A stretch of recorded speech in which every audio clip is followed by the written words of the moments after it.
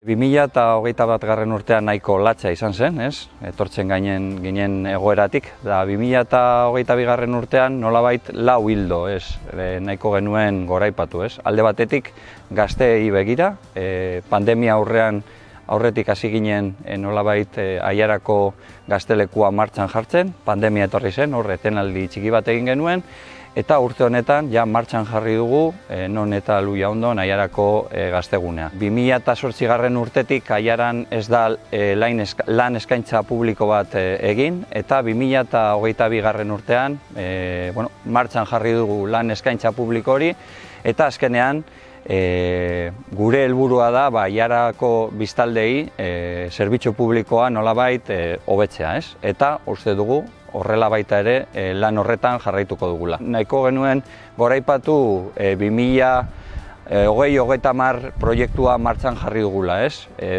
Proiektu polita, parte hartzailea, ez? Eta nolabait bai jaietan, San Isidro egunean eta bilera parte hartzaileak egin omen ditugu, ez? Eta proiektu horren barruan epe laburrean egingo ditugun gauzak martxan jarri ditugu, baita ere epe ertain eta luzerako akzioak jarriko ditugu martxan, eta guretzat urte honetan jarri dugun proiektu oso importantea izan da. Beste alde batetik baita ere, Aiara lagunkoia proiektua martxan jarri dugu, gure pertsona helduei begira, ez? Nolabait, beraiekin landu nahi dugu Aiarak hurrengo urteetan izango den itxura eta beraien bizi kalitatea hobetzeko proiektua martxan jarri dugu urte honetan. Baita ere, administrazio batzarrei begira,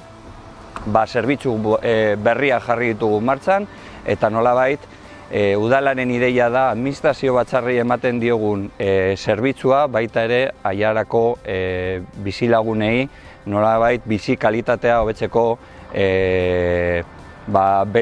beteko dute, ez? Hemen gaude emakumeen gela, aurten izan da 5. urte hurrena. Eta ospatu genuen festa polit batekin. Animatzen zaituztegu hona etortzera eta ikustera. Iaz hasi ginen lan egiten aurrekontu parte hartzeko prozesuan. Eta elkarte bat bidali zigun proposamena.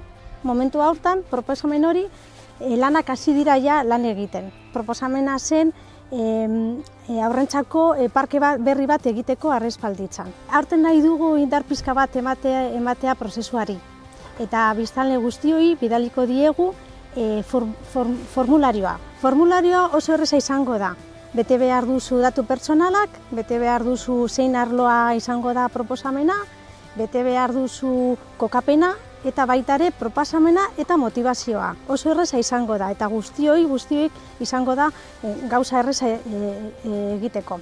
Animatzen diegu Aiarako biztanleei aurrekontuetan parte hartzea. Hurrengo urtean legealdiari ja amaiera helduko zaio, eta nolabait komentatu ditugun proiektuak legealdi honetara aurkeztu ginen proiektuan eta ideiekin bat egiten dute, eta legealdi amaitu arte horrela jarraituko dugu, aurkeztu ginen proiektuarekin jarraipena ematen.